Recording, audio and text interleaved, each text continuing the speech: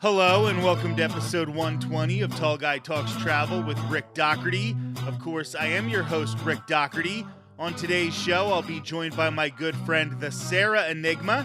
She's going to be flipping the script in this episode to ask me the questions, speaking from the perspective of someone who hasn't been to the Walt Disney World parks in years. We're going to have a lot happening in the next few months, so make sure you're subscribed to the Tall Guy Talks Travel with Rick Doherty YouTube channel, and that you follow me on Twitter at Rick_ear, on Instagram at Rick Doherty TGTT, and on TikTok at Tall Guy Talks Travel. Also, follow the Sarah Enigma on Instagram at the Sarah Enigma and her business at Sava Wellness. Now, let's welcome Sarah. Thanks for being here. Always a great time. So we are doing something very, very different today. Instead of me being the one asking the questions and initiating the conversation, I'm going to be on the other side because I think sometimes, as somebody who goes as often as I go to these parks, I don't think of the questions that people who don't go as regularly might have for me. So Sarah has come up with a ton of questions about Walt Disney World, and we're going to cover them on this episode, maybe even a future episode, because I know Sarah likes to do her homework and has a bunch of questions ready for me. Yeah, I'm so excited to ask you a bunch of questions, and hopefully this goes well. Okay, so the first question is, if it didn't matter what time of year you went, when would you go? And would you go for a specific festival or party? And if yes, which one? So you told me you had 29 questions. I didn't realize they were going to be in 3 parts as well. Okay, so when I used to travel as a vacationer, I always liked the last week of September or the first week in October. There are a number of reasons for this. I know that they say there are no slow times at Disney anymore, and that is pretty much true, but that's about as close to a slow time as you're going to find now. Also, you get the birthday celebrations. Yes, sometimes they don't do a celebration, like when we were there for the 48th birthday of Walt Disney World. They didn't do anything big for it, but at least we were there, and it's kind of a fun thing to experience. You're in the Food and Wine Festival, which I think everybody does like the Food and Wine Festival. Sometimes you get to see some artists at the Eat to the Beat concert series over at Epcot. I will say that Food and Wine is not my favorite of the festivals. It might be my 4th favorite of the festivals, but if you're vacationing, it is a festival that gives you a lot of food. It gives you pretty much to do, but something like Festival of the Arts or Festival of the Holidays, you're spending your entire day at Epcot doing festival stuff because they almost have too much festival stuff for a vacationer. Like, those events are for annual pass holders. But I feel like Food and Wine is a festival that is for vacationers. So when you combine the time of year, the festival that's happening, I think that is my answer. Okay, and you said since you'd go in end of September, early October, would you also recommend going to Mickey's Not So Scary Halloween Party as well? This is my recommendation for Mickey's Not So Scary Halloween Party. This might be boring, but when I used to go on vacation, if we did Mickey's Not So Scary, we did it at the end of our off day, our non-park day. So we rested, we slept in the morning, we ate a lunch at one of the resorts, and then we made our way over to Magic Kingdom the exact second that they let you in with your party ticket, so we can make the most of that party ticket. I still believe that Mickey's Not So Scary Halloween Party is worth it if you don't do it every year, but if you're doing it every year, I think it does start to get a little bit repetitive. That makes sense. That's good advice. If you have never been to the parks before, which is the best park to start with, and what experience would you say would be the best to start with to get a feel about what Disney World is all about? I know it's going to be the lame answer. It's going to be the obvious answer, but you have to start at Magic Kingdom. You have to see the castle. If this is your first time, that's going to be that moment. You're seeing Cinderella Castle for the first time. You're coming around the corner at Main Street, USA.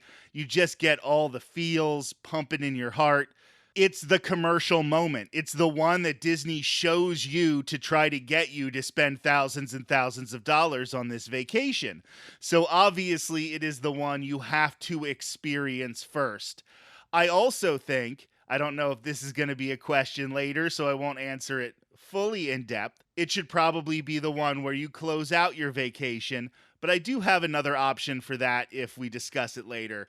As far as the ride to start, I think that I would say for most families, this wouldn't be for me, but maybe for most families, Peter Pan. It's very iconic. You may as well rope drop it because it gets long, long lines throughout the entire day.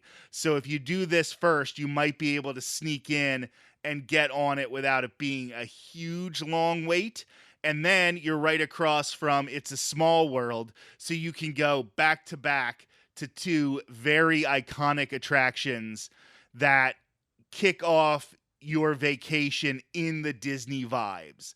Like, you're not going to want to start a Disney vacation unless the whole thing is surrounded by Star Wars at Galaxy's Edge, because that just doesn't necessarily feel as Disney as starting it in Fantasyland. I think that's what people think of when they think of a Disney vacation. It's Fantasyland, it's Magic Kingdom. That's awesome. I totally agree with everything you said there. As someone who hasn't been to the parks for a while, are the line times different now that there isn't fast passes? Okay, this is a question that could be its own episode in and of itself. So, I'm going to be dealing with a lot of anecdotal evidence. There are people who have done more in depth research into this, and I trust their research. And I'm just going to talk to you about a feel of the parks. And I believe that when Fast Pass Plus existed and everybody got those three Fast Passes, and then if they used all three, they got more.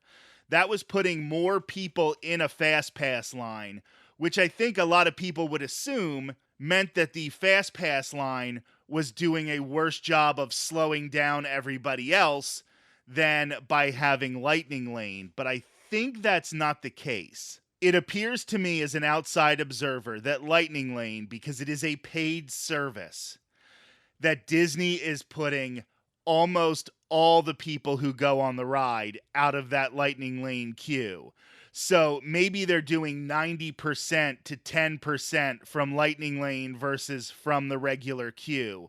So maybe now with Lightning Lane, your line isn't as long, but your wait is as long because they're giving that added bonus to the people who paid, as they should be doing that, because Lightning Lane Genie Plus is not cheap. So if you are paying that money, you want to make sure that you are getting on these rides very fast and it's giving you your money's worth.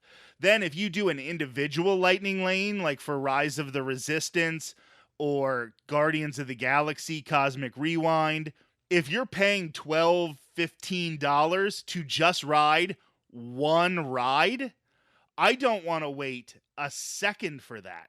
Frankly, if I could skip the pre-shows if I was paying that much money, I would want to do it, because that's a lot of money on a vacation when you start talking about a family of four, a family of five. You're paying a lot of money to skip that queue. You want to make sure you're skipping the queue.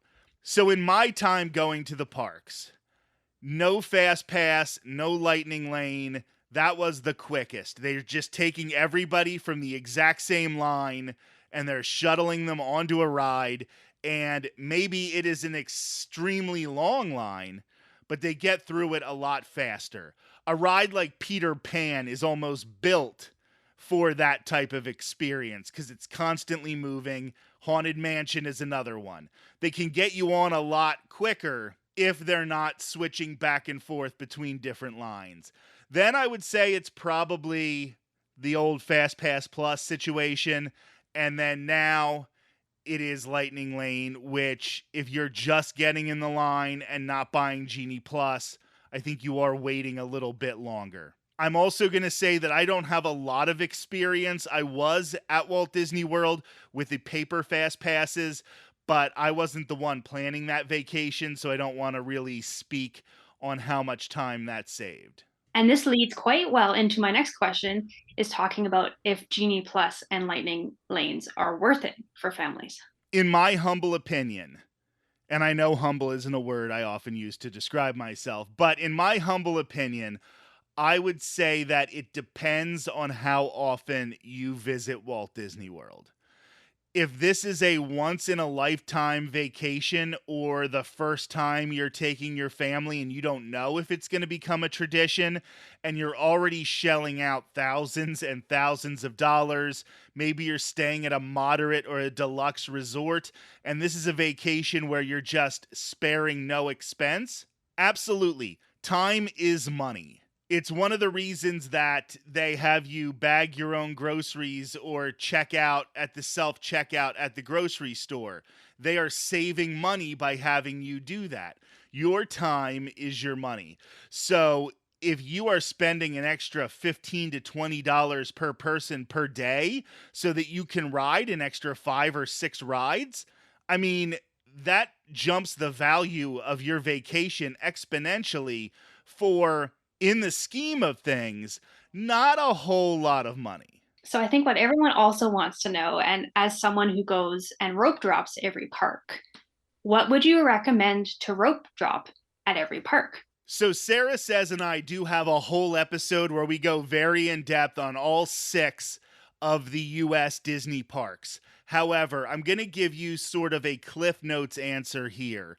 And I can't just give one because every family is a little bit different. For Magic Kingdom, if you have a lot of young kids and you're trying to get that iconic ride, I still have to say that I believe the answer to rope dropping is Peter Pan.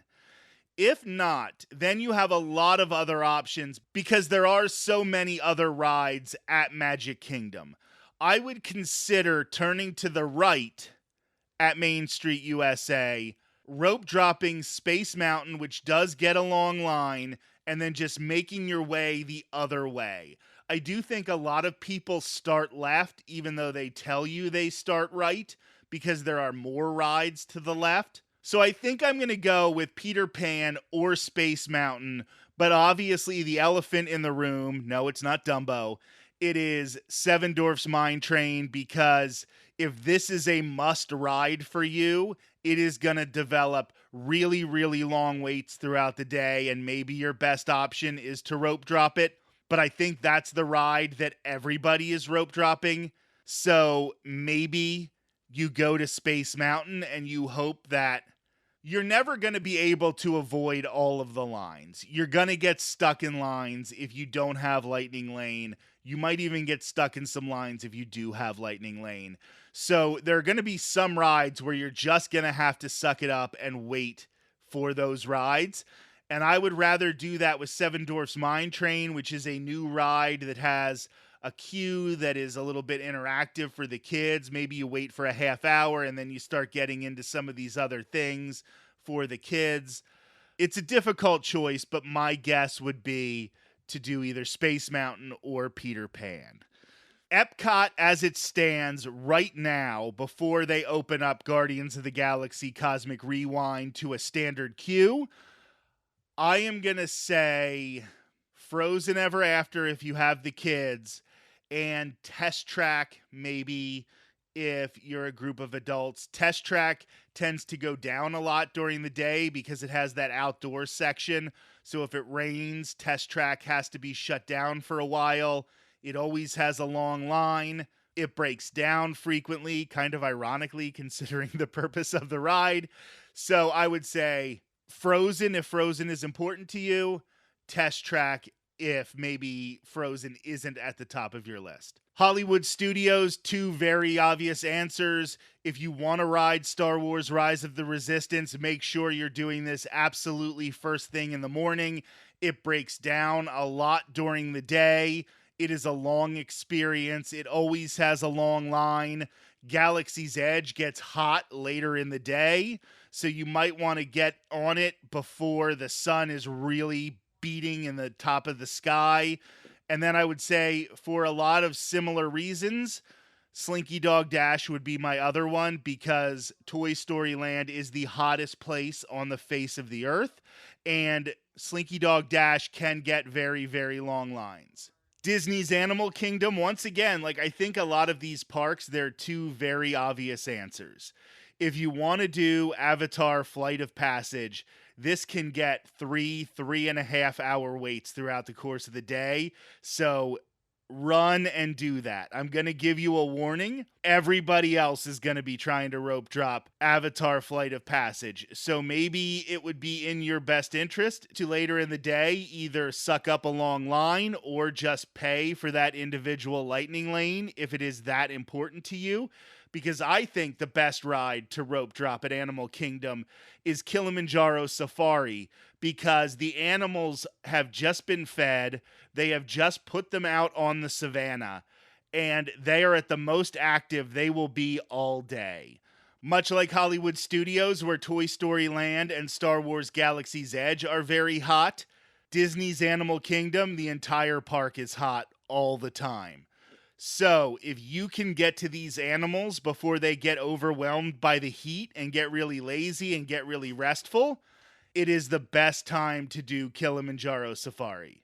In a similar question that will also make you think, in each park, in your opinion, which rides are the most popular and so have the longest waits? And are these rides worth it? Magic Kingdom, it's obviously Space Mountain, now with Tron Light Cycle Run. Obviously, that's in a virtual queue right now, but that's very popular. Seven Dwarfs Mine Train, Peter Pan, and I would say those are really the big ones, the ones that have really, really long waits. In my personal opinion, Peter Pan is not worth it. But I have done Peter Pan countless times. So for me, if I see it's a 90-minute wait, there's no way I'm going to do that for such a short ride. Now, I will say that Seven Dwarfs Mine Train, if you don't get to do this a lot, like, this is a very fun ride. It has a little bit of that element of thrill. It has the animatronics, so it's kind of a combination of a roller coaster and a dark ride. Now, I know some people might say, because it's trying to be both, it doesn't succeed at either, but I think it's okay. I do enjoy this ride. So I would say overall, Seven Dwarfs Mine Train is worth it. Space Mountain always hurts my back. And when it comes to Tron Light Cycle Run, you really have to like thrill rides. If you don't like thrill rides, you might not like this ride very much. In Epcot, it's another really obvious one. I mean, a lot of these are going to be the same rides we talked about when it came to rope dropping, because that's why you do rope drop something. Without a doubt, it's Frozen Ever After is always slammed. It always has a long line. Surprisingly, it also breaks down a lot, which is one of the issues with it. But I know if I said that this wasn't worth it, you would drive down from Canada and throat punch me, because you absolutely love this ride. So I am not going to say that. When it comes to Guardians of the Galaxy Cosmic Rewind, which is also popular, even though it's in a virtual queue right now, so it doesn't necessarily get all of those long lines. I have never seen a Guardians of the Galaxy movie. I know that's a surprise to a lot of people, but I love this ride. I love that you get on this ride and it plays like 70s or 80s music while you're going around on the roller coaster. I think it is thrilling without being overly thrilling, like without being something that isn't family friendly. I know some people who don't like it and some people who feel a little bit of motion sickness on it, but overall, this is a fairly accessible roller coaster that is also fun and does have those thrills. So I really, really like Guardians of the Galaxy Cosmic Rewind, and I think it would be worth a long wait. When we move over to Hollywood Studios, yes, everybody knows that Big Thunder Mountain Railroad is my favorite ride at Walt Disney World, but the best ride at Walt Disney World is Star Wars Rise of the Resistance. No question about it. Just everything that goes into putting on this ride. It's almost like 3 rides built into one. The pre-shows themselves are almost rides in and of themselves. This is so worth it. I don't care how long you have to wait for it. If it's the one time you're going to get to ride it, it's going to be worth the wait. Every time I've ridden it with somebody who has done it for the first time, their mouths are just like open and they are in awe. You could see, even when we all had to wear masks, you could tell that their mouths were open and in awe because of some of these scenes, and they are awe inspiring. It is almost the perfect ride. I've described it as Haunted Mansion was Imagineering using every trick in the book back when that was created 50 years ago.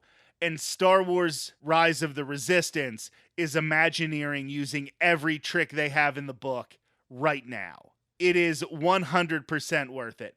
When we talk about Slinky Dog Dash, I'm going to say that it is worth it if you ride it at night. You're going to have to wait a long time to ride Slinky Dog Dash at night.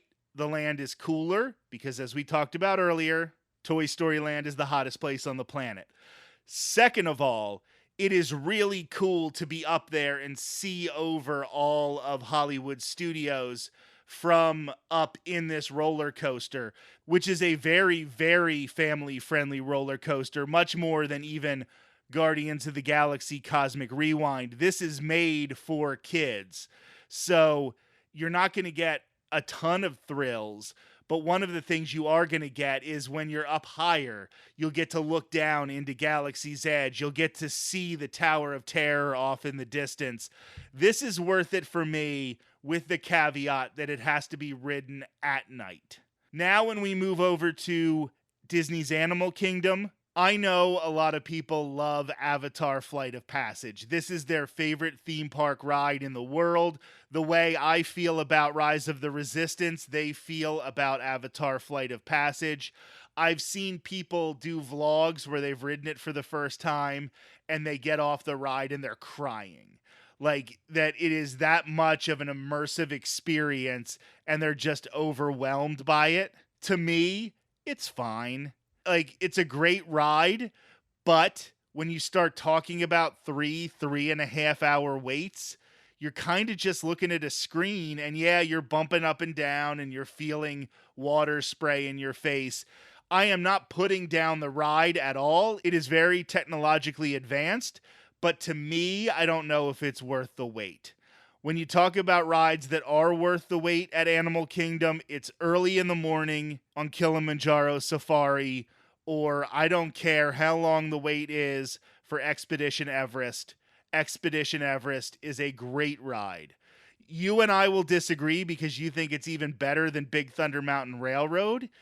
You're wrong about that, but it is a great ride, and if you're on a vacation and you don't get to go all the time, you definitely want to make sure that you ride Expedition Everest. Now, one of the other things is they do have single rider line, which can cut down drastically if you don't need to sit with the other people in your party.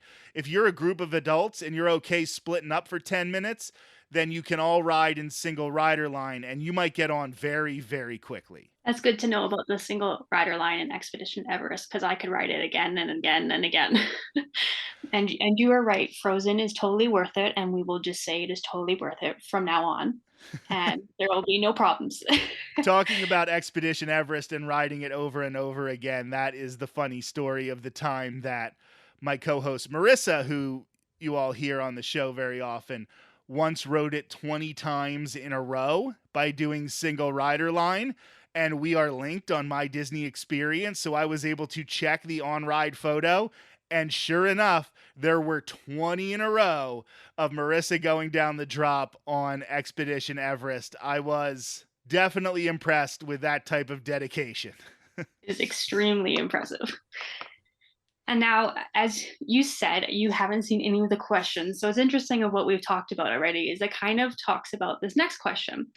Since the last time I was in Disney World, there are multiple new rides, including what we just talked about, Star Wars Rise of the Resistance, Mickey and Minnie's Runaway Railway, Remy's Ratatouille Adventure, Gardens of the Galaxy Cosmic Rewind, and Tron Light Cycle Run. Which would you say is the best, and are these new rides worth the hype? Knowing that we already talked about some of them. So I'm going to answer this question a little differently than you asked it, but that's because, like you said, we've talked about a lot of these already. So, first of all, to 100% answer your question, Star Wars Rise of the Resistance is the best of those rides. Now, we're going to talk about Remy's Ratatouille Adventure and whether it's worth the hype, because that's the only one I have not discussed yet. This also can get some pretty long lines. It is tucked away in the France pavilion. I love how they did this because they knew they were going to add a brand new ride. So that was going to be very, very popular. This is a popular intellectual property in Ratatouille. So they knew that they were going to have long lines in an already crowded part of the park. The France Pavilion is personally my favorite World Showcase pavilion. It gets a lot of traffic. There's a lot of food there. There's a lot of entertainment there. So they tucked this ride in the back, gave it almost its own section so that the lines for Remy's Ratatouille Adventure weren't causing problems with guest flow, maybe as much as Frozen Ever After over by Norway, when those Frozen lines can sometimes back up all the way into the China Pavilion. They did a really good job with Remy's Ratatouille Adventure. I'm going to say, though, sometimes I don't even think about it being there because it is tucked away and it's not my favorite ride. It's fine. I enjoy it. My guess is that if this is too long of a wait, it might not be worth it for you. But if you can get on it relatively quickly, if you've never experienced it before, yeah, it might be worth the wait. I also want to discuss a little bit Mickey and Minnie's Runaway Railway, because that's another ride that does get long wait times because it is so new. I've often told the story that it was the last ride that I rode before everything shut down for the pandemic, because it opened the week before the pandemic shut down everything, and I was about to leave Hollywood Studios, and I thought, well, I can ride it next time. But it was an 80-minute wait, and I was like, do I really want to wait 80 minutes? And I got in line for Mickey and Minnie's Runaway Railway, and by the time I got onto the car, they had canceled the rest of the NBA season. They put a delay on Major League Baseball. They had canceled the NCAA tournament. Like, everything happened in that 80 minutes that I was in line for Mickey and Minnie's Runaway Railway. This is a very, very cute attraction. I know a lot of people have a place in their heart for the Great Movie Ride, which of course was replaced by Mickey and Minnie's Runaway Railway. However, the Great Movie Ride towards the end had 5, 10, 15-minute waits. Mickey and Minnie's usually has some pretty long waits. People are very excited about this. I have a friend from Pennsylvania. She came down to ride this for the first time, and it is now her favorite ride in all of Walt Disney World. And she's one of those Haunted Mansion stands. So that says how big of a deal this ride is for her. I do think it is worth the hype. I do think everybody should experience it. Although, if you've ridden it twice on your vacation and it's a 90-minute wait, maybe you don't need to do it a third time. Everybody should experience it at least once. Well, as you know, Rick, I am a huge Mickey fan, so I am so excited to ride Mickey and Minnie's Runaway Railway the first time I go next time. And it leads perfectly into this next question because this one is specifically for me. Which park has the best Mickey Mouse meet and greet? And which park has the shortest meet and greet for Mickey? In your opinion, of course. The shortest is a no doubter. It is Epcot. I think a lot of people don't even realize that Mickey Mouse meets in Epcot, but he's wearing like his tuxedo. It is back towards the Imagination Pavilion and it's tucked away. A lot of people don't even realize it's there. So that is the one with the shortest wait. Now, which one is the best? That is a really, really tough question because there's something about meeting Mickey Mouse on Main Street, USA that is very, very special. Then he's wearing his Sorcerer Mickey's outfit at Disney's Hollywood Studios. But I think the one I'm going to have to say, the best Mickey Mouse meet and greet in all of Walt Disney World is the one at Disney's Animal Kingdom. He's wearing his safari outfit and you meet him with Minnie at the same time. that is really knocking two big things off of your list to meet Mickey Mouse and Minnie Mouse. If you can do that at the same time, that's a big deal. Plus, that character interaction is just really, really good. They know that you are going to wait a while for it a lot of the time. And I wouldn't even be opposed to rope dropping this meet and greet if you don't really care about Kilimanjaro Safari or Avatar, because it does get very, very long lines. But some of these meet and greets, when they get long lines for characters, the characters understand that and give you that little bit of extra interaction because they know you waited so long. That's awesome. I love Mickey, so thank you for that. And Sarah, I think that is where we're going to end things for this episode of Tall Guy Talks Travel with Rick Doherty. The Sarah Enigma, thank you so much for being here. Thank you as always, Rick. We had fun. This has been episode 120 of Tall Guy Talks Travel with Rick Doherty. Next week, Marissa from Chicago will be here to start a two-part debate on which Walt Disney World park is better, Epcot or Disney's Animal Kingdom. Of course, I will be representing Epcot, while Marissa will prosecute the case for DAK. That will be next Thursday. Until then, have a great week.